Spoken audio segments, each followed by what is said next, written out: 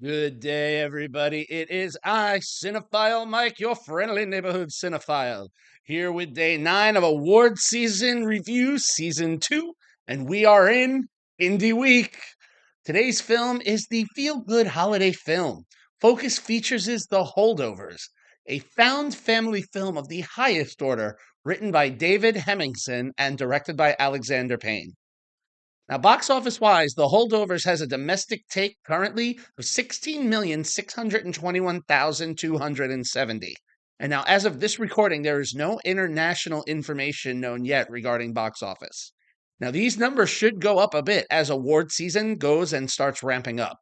Yesterday alone, this film received 8 Critics' Choice Award nominations for Best Picture, Best Acting Ensemble, Best Comedy Movie, Best Director, Best Original Screenplay, Best Actor for Paul Giamatti, Best Supporting Actress for Divine Joy Randolph, and Best Young Actor/Actress for Dominic Sessa. Now, Randolph, she seems to be the one most out front this season, as she has already received the Best Supporting Performance award for her role in this film from the New York Film Critics Circle, the National Board of Review, and the LA Film Critics Association. She's also been nominated in this role at the Gotham Awards and for the Independent Spirit Awards and the Golden Globes. Now, additionally, we're in Indie Week. The Holdovers has 3 additional Independent Spirit Award nominations for Best Breakthrough Performance for Sessa, Igel Brill's cinematography, and Hemingson's screenplay. And it also has 2 other Golden Globe nominations, one for Giamatti, as well as for Best Picture, Musical or Comedy. Now, there are several more, but I could be here all day. Now, while not the same impact as Barbenheimer with the number of nominations, there is some movement being made in award season. Now, The Holdovers takes place over the Christmas holiday between 1970 and 1971. We're at a New England boarding school, and our curmudgeonly classics professor, Paul Hunnam, played by an always excellent Paul Giamatti, who is laying it into his class for their privilege and their poor performance. And one of these students, Angus Tully, a young man who's like, I'm out of here on holiday and a break. I'm going to let him know how I feel about this. And then shortly afterward, through an unfortunate twist, Tully learns he has to stay behind and be a holdover at the boarding school as his mother is off on her honeymoon with his stepfather, so he can't go home for the holidays. And who's the faculty member staying behind? Mr. Hunnam himself, which would lead to a tense time, although there are several other boys at the school who are staying behind with him. And so it's Mr. Hunnam and a group of 6 students until, through a twist of fate that again will not work in Angus's favor, one of the other boys, his father comes to take him on a ski trip and invites all the boys to come. And they get the permission for all of them, except for Angus, whose mother is unavailable. And so, after what would have been a small group with this man, now just leaves Angus as the sole student, Paul, or Mr. Hunnam, cafeteria administrator Mary Lamb, and janitor Danny. Only 4 people on this snow-ridden, silent campus in the middle of a New England city.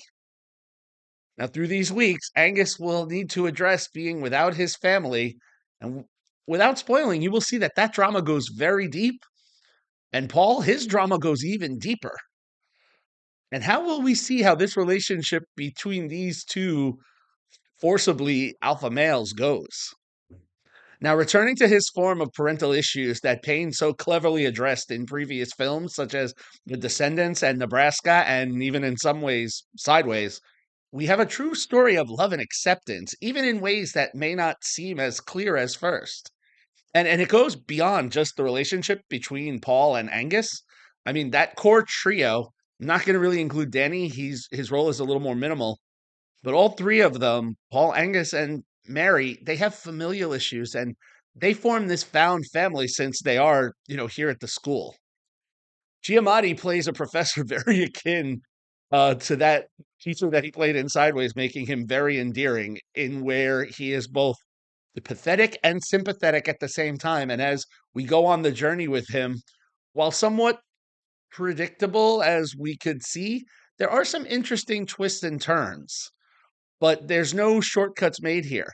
And opposite Giamatti, Sessa as Angus gives us an angsty, angry teen who gives just enough to drive this performance, but to the point where it doesn't grate on the nerves. Back and forth between him and Giamatti is very well paced and tonally sound. So you will find yourself rooting for both of them at different times. But while both of them are very strong performances, they kind of pale in comparison to Divine Joy Randolph. As Mary, she presents this strong maternal figure, which is very juxtaposed to a tragedy that she has been coming to terms with, which I won't disclose here. And honestly, and I don't normally quote trailers in these reviews, but I remember when I first saw this trailer, she delivers a line after Giamatti and Sessa have a bickering argument about, I don't want to be here. Well, no, I was hoping you wouldn't be here. And she just says in a tone that is so gripping, you don't tell a boy that's been left behind at Christmas that nobody wants him. What's wrong with you? It's dialogue like this in the script that just grabs you and takes you on this journey. No doubt. She's the front runner in many supporting category performances, her and a gentleman who I'll be talking about in tomorrow's review. So, you know, if the performances stay separated by gender, she is moving forward in the actress category. In the ones where they've combined, she's got some competition, but that will come tomorrow. Now, Hemingson's screenplay is almost a lock to continue to be recognized in more of the upcoming original screenplay categories this season. All of the dialogue in the script is one of the more realistic scripts I've heard, and I feel like the conversations are ones that I would have with vocabulary that I would use. Nothing seems forced, and all of these relationships are very truly lived in. And Payne, I feel he needs a little more award season love. I mean, he's been recognized in the directing category prior, so there is some love with the Academy, but there's a lot of other solid work this year, so it may be a little tricky for him to be in that conversation. However, all of that aside, it is my hope and a belief that the Holdovers will make the Best Picture category. All right.